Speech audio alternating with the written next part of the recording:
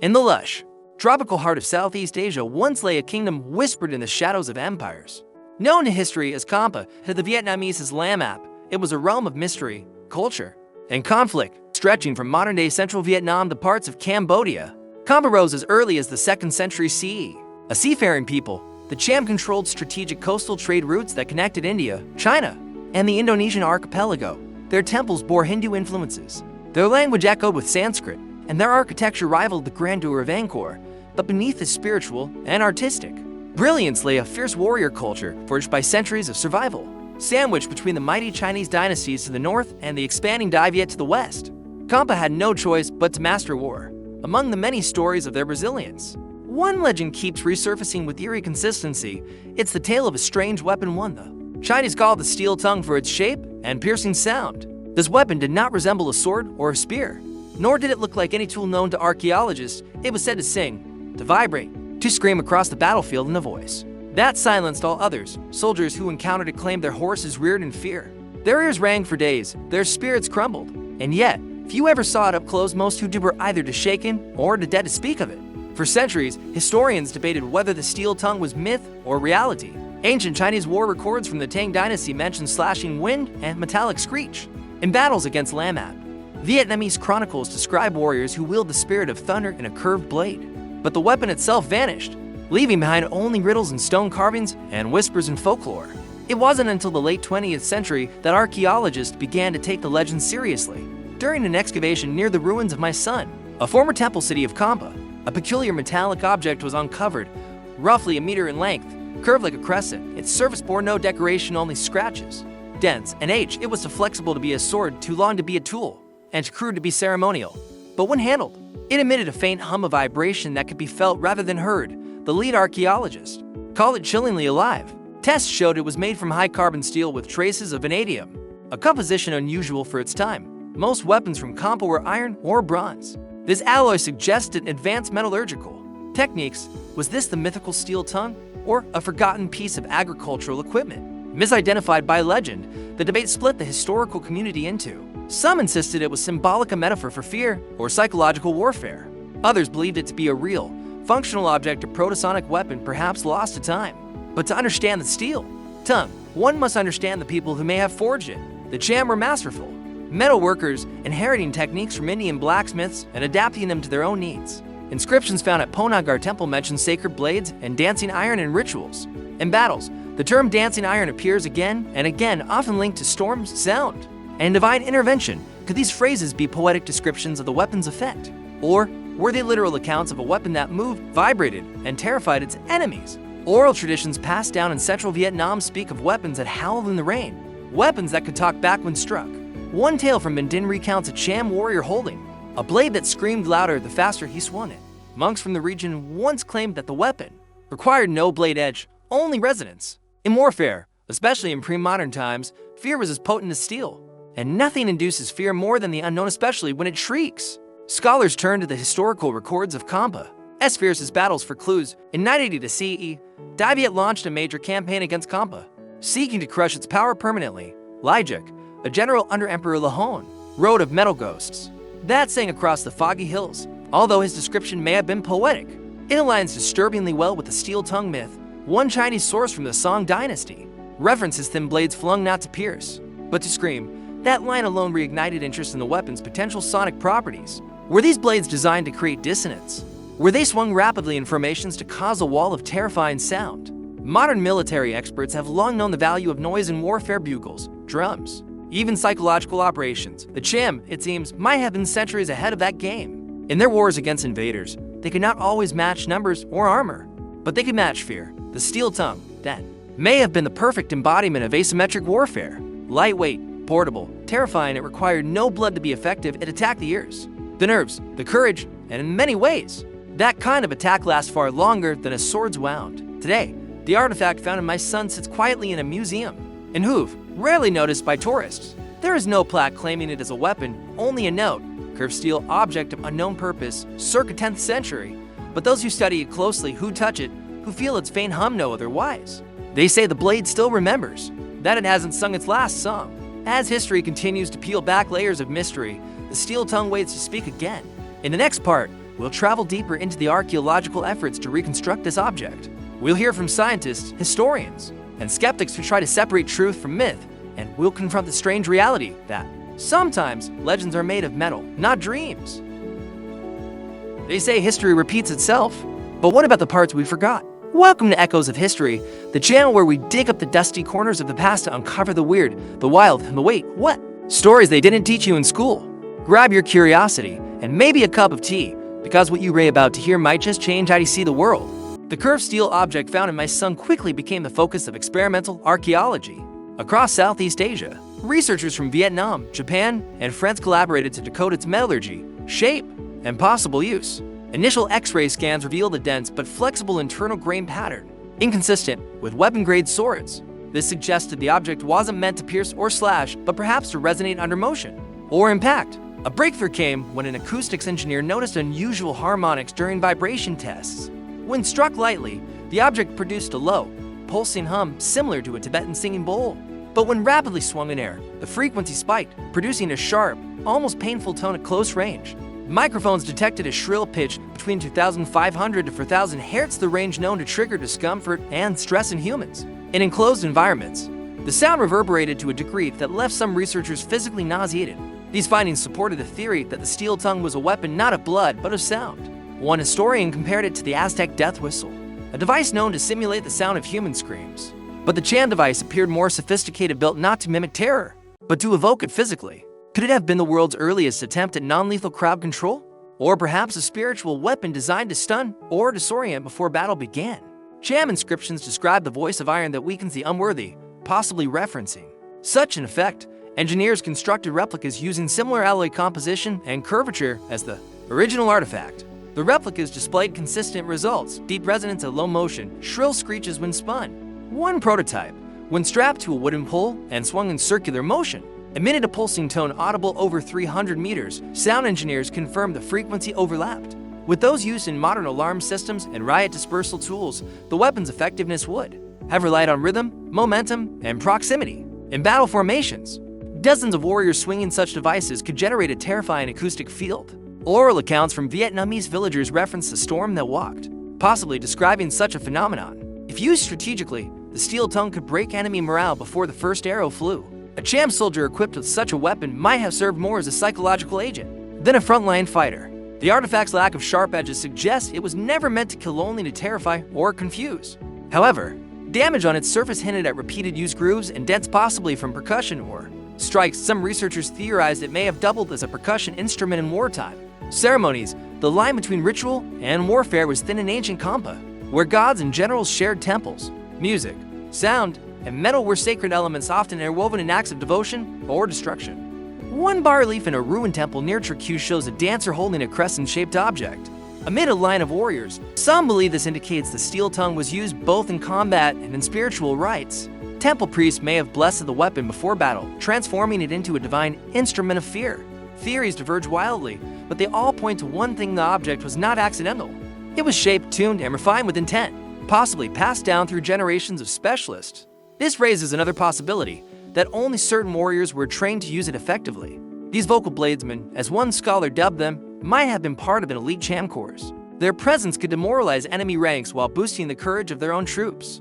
In a region where drums, gongs, and war cries were common, this weapon stood apart. Its sound not organic, but metallic and ghostly. The effect on animals, particularly war elephants and horses, would have been significant. Studies showed that frequencies generated by the steel tongue triggered distress in mammals. In battlefield conditions, this could scatter cavalry charges or disrupt elephant formations. Even if not lethal, such disruption could shift the tide of a battle. When combined with traditional Cham guerrilla tactics, ambushes, feints, naval skirmishes, the steel tongue became a force multiplier. Still, skeptics remain unconvinced. Some argue the object is a simple agricultural scythe misinterpreted by overzealous historians. Others claim it was a musical instrument used in harvest festivals, not war. Yet the eerie alignment of shape, metallurgy, and myth refuses to fade from the academic conversation. In 2011, a team of Vietnamese sound designers recreated the acoustic profile of the steel tongue for a museum exhibit. The playback caused unexpected reactions. Visitors recoiled, some covered their ears. Others described feelings of dread. None could explain why a simple metallic hum felt so overwhelming. One psychologist suggested the sound tapped into primal fears hard-coded into the brain. The weapon's power, then, was not in what it did, but in what it triggered. By awakening discomfort, confusion, and anxiety, the steel tongue bypassed armor and flesh. It cut directly into the psyche. Ancient texts may have described it as a wind that rattled the bones. In modern terms, it was an acoustic disturbance weapon, non-lethal, but deeply affecting. Today's military forces explore similar technologies, such as long-range acoustic devices used for crowd control, that a similar principle may have existed in 10th century. Champa challenges many assumptions. It hints at technological progress is not always linear. Sometimes ancient wisdom matches modern ingenuity. Could other civilizations have developed such sonic tools? Are there other voices of metal buried beneath forgotten battlefields, waiting to be heard again? Or was Champa unique, a civilization that understood not just the sword, but the scream? As debate continues, one truth remains: the steel tongue doesn't fit neatly into any historical category. It is not a sword, nor a bell, nor a drum. It is something else entirely, a hybrid of sound, shape, and fear. The artifact in hue remains untouched behind glass, but its sound echoes through academic halls. Each replica, each acoustic test, each skeptical eye only deepens the mystery. We do not know what it looked like in the hands of a Cham warrior, but we can imagine a shadowed jungle, the hiss of cicadas, and then the scream, metallic, sharp, and human. In those moments, myth becomes memory, and memory becomes truth. In the next part, we'll uncover how neighboring cultures describe the weapon, from Chinese envoys to defied warriors. How did outsiders react to the steel tongue's presence? And did any attempt to replicate it, or was it a weapon to hunting to survive imitation? When Chinese emissaries visited Champa in the 10th century, they returned with tales of a howling metal fang in the imperial archives of Song, China. One report described a ceremony where iron wind instruments caused a painful ringing in the ears. These accounts puzzled scholars at the time, who assumed the devices were elaborate gongs or bronze horns. But modern analysts see clear connections to the steel tongue artifact. The emissaries noted that only trained performers could wield these instruments properly. Improper use caused nausea or even loss of balance symptoms that align with exposure to intense acoustic pressure. One envoy described the weapon's sound as a cry from beneath the earth, unsettling and impossible to trace. Vietnamese sources from Dai Viet tell similar stories of encounters with a Cham wind that screamed during conflicts between Champa and Dai Viet forces. Some commanders recorded eerie noises that disrupted battle formations. In one skirmish near the Thu Ban River, Dai Viet scouts fled after the sky tore open with a shriek like no beast or man. These descriptions, though poetic, point towards psychological warfare. A Vietnamese general named Le Van Thap wrote in his campaign journal of an invisible serpent, whose voice struck the heart. He noted that some soldiers collapsed without a wound, overcome by dizziness and fear. Such effects resemble those caused by infrasound and high-frequency sound waves. In modern conflict zones, could the Cham have harnessed similar principles centuries earlier? The Khmer Empire, Champa's southern neighbor, also referenced strange Cham devices in their temple murals. One mural in Angkor Wat shows a battle scene where enemy warriors clutch their ears in agony. While often interpreted symbolically, this imagery aligns eerily with the effects of the steel tongue. In Java, traders recorded hearing the lament of the Champa bells from miles away at sea. Some believe this sound was a warning from Cham coastal defenses. If the steel tongue could be scaled or grouped into ensembles, it might have functioned as an early sonic alarm system. This suggests a use not only in war, but in defense and communication. A legend from the Malay Peninsula tells of a Cham queen who silenced a rebellion with a screaming iron atop a citadel. Her voice was said to merge with the metal, becoming divine in its fury. This blends myth and history, but hints again at the reverence surrounding the weapon. Across these cultures, the steel tongue was never just a tool, it was a presence. Unlike swords or spears, it was feared even without drawing blood. That fear may explain why so few examples have survived. It's possible the weapons were deliberately destroyed or hidden after the fall of Champa. A Khmer chronicle from the 12th century claims captured steel tongues were melted down to erase their voice. In Maivet, Buddhist monks may have confiscated them, believing the sound disrupted spiritual harmony. The rare surviving artifacts thus carry an eerie weight, fragments of a lost auditory tradition. In 2006, a discovery in central Vietnam uncovered another crescent-shaped steel object in a collapsed temple. The object bore etchings of fire, waves, and a stylized ear surrounded by stars. Researchers believe this was a ceremonial variant of the steel tongue, possibly used only by priests. One archaeologist called it a sacred siren, part weapon, part oracle. Tests showed it had a higher pitch than the earlier example, with piercing overtones. Its sound triggered migraines in test subjects exposed to it for more than a minute. These effects mirror descriptions from ancient sources: fear, disorientation, and awe. Modern defense experts studying the steel tongue drew parallels to sonic cannons and LRADs. These non-lethal weapons use focused sound waves to control crowds or disable opponents. Yet even these advanced devices struggle with precision and safety that a similar effect may have been achieved with hand-forged iron in the 9th century, is astonishing. Foreign observers often misunderstood what they saw, labeling the weapon as magic or madness. One Japanese trader wrote that Cham warriors sang through swords that did not cut. He believed the weapon housed a spiritan echo of the Cham belief in animism and ancestral tools. The concept of a weapon that sings terrifying yet intangible permeates Southeast Asian folklore. In Laos, there are stories of iron dragons whose breath brings storms, possibly a distant echo of Cham influence. In Thailand, temple drums called from gong mimic the sound of thunder, perhaps an homage to acoustic power. The steel tongue may have inspired or paralleled these traditions. Showing its wide cultural footprint, scholars now believe Champa had a class of sonic specialists part musician, part warrior. These individuals likely trained for years to wield the weapon without harming themselves. They studied wind patterns, terrain acoustics, and enemy psychology. Like shamans or spiritual guides, they bridged the physical and the metaphysical. In some temples, carvings show hooded figures holding curved staffs adorned with iron plates. These may depict early sonic weapons or rituals, invoking their power. Even without clear text, the artwork suggests a role for sound in both war and worship. Outsiders often feared what they couldn't hear properly. For foreign enemies, the weapon's sound was unholy. For Cham warriors, it was divine. This dichotomy created an edge more powerful than any blade. The steel tongue was not just used, it was performed. Each movement, each swing, was a note in a symphony of terror. This concept echoes in modern military strategies, where psychological impact often outweighs physical damage. The Cham may have pioneered this philosophy using only metal and movement. As scholars dig deeper, they ask whether other cultures also developed forgotten sonic tools. Could there be missing linked sonic staffs in Mesopotamia, sound stones in Mesoamerica?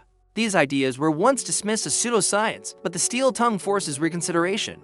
It stands as proof that ancient people understood sound not just as art, but as influence. Influence over mind, spirit, and space. Perhaps that's why the object remains so elusive. It challenges the way we define weaponry. It whispers that violence need not spill blood. That control can come through resonance and rhythm. In this sense, the steel tongue becomes timeless. Its echoes stretch from Cham battlefields to modern city squares. In sound, the past speaks without translation. The next part will explore the fall of Champa, the disappearance of this sonic legacy. What happened to the steel tongue when its empire crumbled? And why did no successor state preserve its terrifying beauty? The decline of Champa was not sudden, but it was relentless. From the 11th to 15th centuries, pressure from defied grew into a crushing force. Champa's once proud cities were gradually reduced to vassal states or ruins. The 1471 siege of Vijaya marked a devastating climax. Defied forces razed the capital, massacring tens of thousands. It was more than conquest, it was an attempt to erase an identity. Among the many artifacts lost in that invasion were the known steel tongues. Temple records mention them, but none were recovered after the destruction. Survivors fled south or into the mountains, carrying only what they could. Priests reportedly smuggled sacred instruments into caves for safekeeping, but none have been confirmed found. HM legend tells of a final performance by the last steel chanter during the siege. As defied troops breached the walls, he climbed a ruined tower. There, he struck the steel tongue one last time, sending a scream across the valley. Some say it drove men to madness, others that it summoned storms, but all accounts agree it was never heard again. This silence is the most haunting legacy of the weapon. How could something so powerful vanish so completely? Scholars propose several theories. One is practical.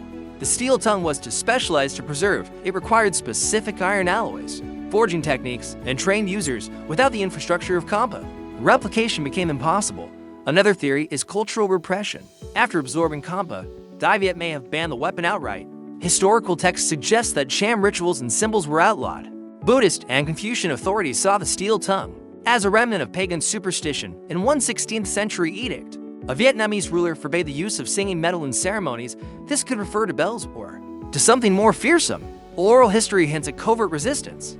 Displaced Cham communities in the highlands kept fragments of old practices. Stories persisted of metal dragons and echo spirits in some villages. Forbidden instruments were buried with musicians. A French colonial report in 1883 recorded a strange iron crescent unearthed from a Cham burial. It was hastily reburied by locals who feared its curse. This fear was not uncommon. The steel tongue's legacy carried not just awe, but dread. It had once brought glory, but also destruction. Some Cham descendants may have chosen to let it fade. A quiet cultural decision to bury a symbol too painful to resurrect. The weapon's silence became a form of healing, but not all forgot. In 1905, a Vietnamese antiquarian named Tran Ngoc Hung claimed to have found an intact steel tongue.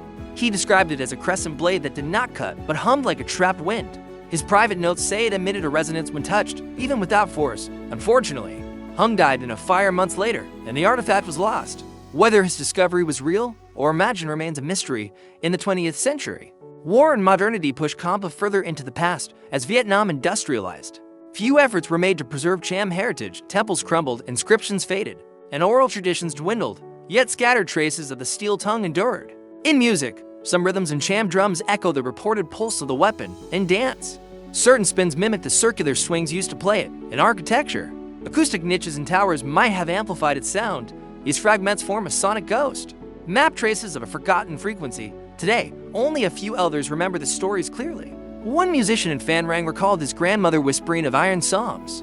She said they were songs that made your bones shake, not your feet dance. He described a rhythm she tapped with her cane sharp, slow, then rising to chaos. The pattern matched seismic signatures produced by low-frequency sound. Tests if this connection stunned researchers who had dismissed the weapon as legend. Could oral rhythm memory preserve ancient frequencies? Could a song encode the design of a weapon?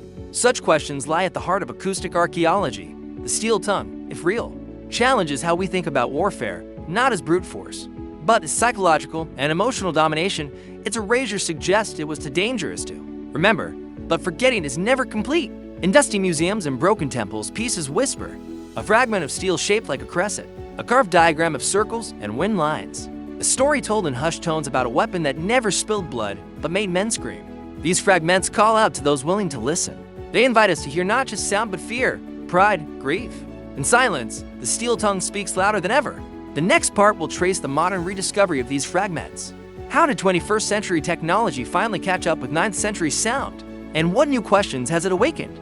In the early 2000s, a team of Vietnamese and French archaeologists began acoustic mapping of ancient Cham temples. They weren't looking for weapons, they were studying religious resonance. But what they found revived the legend of the steel tongue. In Po Klong Rai, sensors detected odd-frequency reverberations. Certain chambers amplified sounds far beyond normal. Architectural expectations. One narrow corridor reflected a single tap into a sustained tone. The structure itself seemed built to sing. These findings puzzled researchers until a musicologist recognized the tones. They matched a rare overtone pattern described in ancient Indian text on war drums. Could Champa have inherited the sonic knowledge from Indian maritime contacts? The team brought in their search to include artifacts once dismissed as ceremonial. In a museum basement in Quai Nan, they found a corroded iron crescent, initially cataloged as agricultural. It was re-examined using resonance imaging. When struck lightly, it emitted a low frequency between 18 and 25 Hz. That range is near the edge of human hearing, just like infrasonic weapons today. The artifact's curvature allowed it to vibrate along multiple axes. It matched textual descriptions of the steel tongue almost perfectly. Excited, the researchers built a digital model. Using simulations, they recreated the vibration pattern and its effects. The results were shocking. Subjects exposed to the simulated tone reported nausea, disorientation, and chest pressure. Animals became agitated and glass trembled even at low volume. This wasn't music, it was controlled discomfort. A modern sonic weapon had been hiding its folklore for centuries. The implications were enormous. If a 9th century civilization had developed such tech, what else had been lost? The researchers faced institutional skepticism. Colleagues dismissed their findings as accidental or exaggerated. Funding dried up, and access to certain temple sites was revoked, but the team pressed on. Shifting focus to ethnographic research, they interviewed Cham elders, musicians, blacksmiths, and spiritual leaders in isolated villages. They found rhythms that matched the weapon's pulse. Old songs, once dismissed as lullabies, contained sequences aligned with infrasonic intervals. These rhythms weren't accidental, they were encoded memory. One elder recalled the story of a spirit bell that could sing the dead awake. When asked to demonstrate, he used a carved wooden board and a stone to produce a haunting hum. Spectral analysis revealed partial matches to the reconstructed steel tongue waveform. Oral history had preserved sound data across centuries. To confirm, the researchers commissioned a replica. Using local iron sources and traditional forging, they recreated the steel tongue. The first test was cautious, just a fingertip tap. The tone was unsettling, like thunder trapped inside metal. Animals fled the area, and recording equipment glitched. A deeper strike caused dizziness among the team. They limited further tests, fearing unknown long-term effects. But they had proven the weapon's plausibility. The steel tongue was not myth, it was technology. One researcher, Dr. Lemon Tri, called it a prehistoric sound cannon. He compared it to modern riot control devices that use sound to disperse crowds, but the steel tongue had no wires or batteries, only metal, air, and motion. It was elegant, terrifying, and efficient. In the wrong hands, it could destabilize armies. This discovery raised ethical questions. Should replicas be made? Should demonstrations be public? The team debated disclosure. ultimately choosing limited academic publication, but leaks were inevitable. In 2014, an audio file claiming to replicate the steel tongue circulated online. Many dismissed it as a hoax, but listeners reported nausea and dizziness. Some said they had nightmares after hearing it. Forums speculated wildly UFO tech, mind control, ancient aliens. The real story was more grounded and more incredible. The Southeast Asian kingdom had mastered low-frequency warfare, without electricity, without digital modeling. They built sound into architecture. They understood resonance not just as music, but as power. And they encoded their knowledge in rituals, myths, and rhythms. In doing so, they survived conquest not with armies, but memory. Today, researchers explore how ancient acoustics influenced politics. Could sound have created loyalty, fear, ecstasy? Cham inscriptions mention vibrations that open heaven's gate. Were these poetic or literal descriptions of induced states? Neurologists now study infrasonic effects on brainwave patterns. Some tones can shift mood, trigger memories, even cause hallucinations. The steel tongue may have been both weapon and spiritual gateway. Its pulse could lead armies or summon gods. Its loss was tragic, but perhaps also necessary. Such power, without understanding, is dangerous. But now, with science and respect, we can learn without repeating mistakes. The steel tongue challenges how we define civilization. It shows that ancient doesn't mean primitive. That sound is not just expression, but force. In Champa's case, a lost force that echoes across centuries. What else lies hidden in silence, waiting to be heard again? How the steel tongue inspires new art, science, and identity, and whether its voice will sing once more. In the quiet hills of central Vietnam, a new sound stirs once more. Not a weapon, not a warning this time, a remembrance. After the replica steel tongue was tested, interest in Champa's acoustic legacy grew. Artists, scientists, and spiritual leaders gathered to explore its meaning. A project called Champa Echoes formed in Da Nang in 2017. Its goal, to blend modern technology with ancient sound principles. The group included physicists, shamans, sound designers, and historians. Their first mission was understanding, not recreation. What had the steel tongue meant to its people? Was it fear, faith, or both? They began by mapping known Cham structures using 3D resonance tools. What emerged was a symphony of intentional design. Temples acted like tuning chambers, even silent walls spoke through geometry. Vibrations collected in stone hollows like echoes in a drum. Some rooms only sang at sunrise or solstice. The architecture didn't just frame worship, it was part of the ritual. This insight changed everything. The steel tongue may have been one note in a greater score. It wasn't just a weapon, it was a conductor. The project team built sonic maps of entire temple complexes in Ponagar. They found frequency corridors that matched human heartbeats. Walking through them changed breathing patterns. Without anyone noticing, this wasn't manipulation, it was immersion. Ancient worshippers weren't just praying, they were being tuned. The idea thrilled musicians. Sound artists began composing with these frequencies. They used gongs, singing bowls, and steel plates shaped like tongues. The music wasn't beautiful in the usual sense, it was powerful.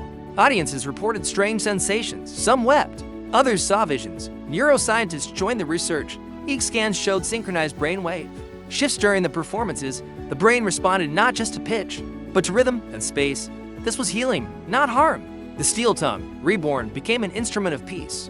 One track, Woe That Requiem, was performed in Hawaiian. It blended Cham rhythms with modern ambient textures. Listeners lay in a circle under a dome resonating at 20 Hz. The tone rose like breath, then fell like waves. No one spoke after it ended, only silence and tears. Across the region, cultural centers embraced this revival.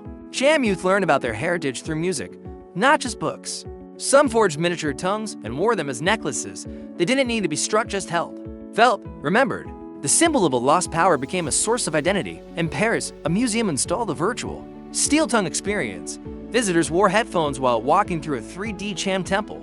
Sound followed their movements. Some rooms hummed, others whispered. The exhibit broke attendance records. Critics called it a haunting symphony of memory.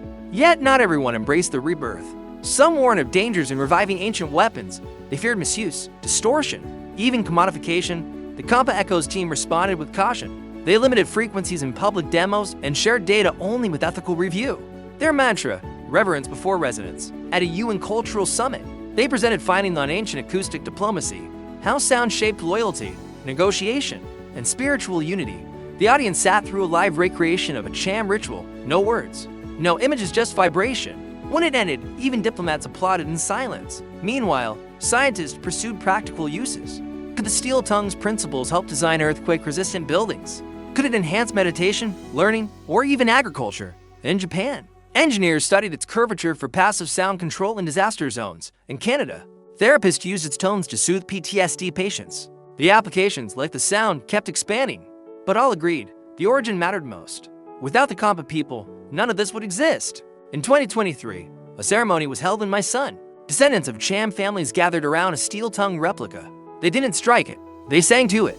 Their voices blended with wind and birds and sky. The tongue vibrated not loudly, but deeply, as if recognizing the sound of home. The moment was filmed, but only released privately. Some things, they said, aren't for broadcast. Some sounds are meant only for the earth and the ancestors. And that's where the steel tongue lives now.